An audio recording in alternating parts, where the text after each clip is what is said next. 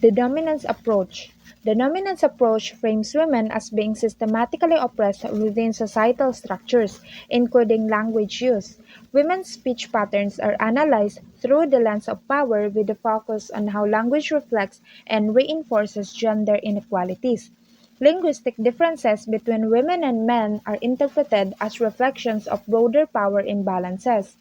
Men are positioned as dominant speakers, utilizing language to assert authority, control, and superiority. In contrast, women's speech is often characterized by features associated with subordination, such as politeness markers, hedging, and indirectness. Zimmerman, West, and Fishman are some of the earliest linguists to whom the theory of men's dominance in society is attributed. Their studies show that men's dominance in relation to women's subordination is shown by how women are always interrupted and limited to a certain topic and time when talking to the opposite sex. In 1983, Pamela Fishman associated this theory in her study where she taped mixed-sex conversation between three couples. Fishman observed that men often control over conversations and that women ask many more questions, almost as if they were asking for permission to speak. Fishman found that women tended to use more tag questions such as isn't it or don't you think, more hedges like and made fewer direct statements compared to men. Fishman observed that women employed more attention-getting phrases and made greater efforts to provide conversational support through minimal responses and backchanneling.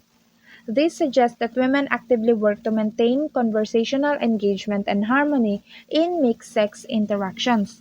Her conclusion suggested that women do much more work in keeping conversations going, like asking questions, supporting men with their speech, whereas men tend to control the conversation, helping reinforce their dominance and social power. Zimmerman and West in 1996 found that the dominance of men in society has a definite and patterned way of perpetuating their power and dominance through conversational interaction with women. This includes interruption, lapses in the flow of conversation, and inattentiveness.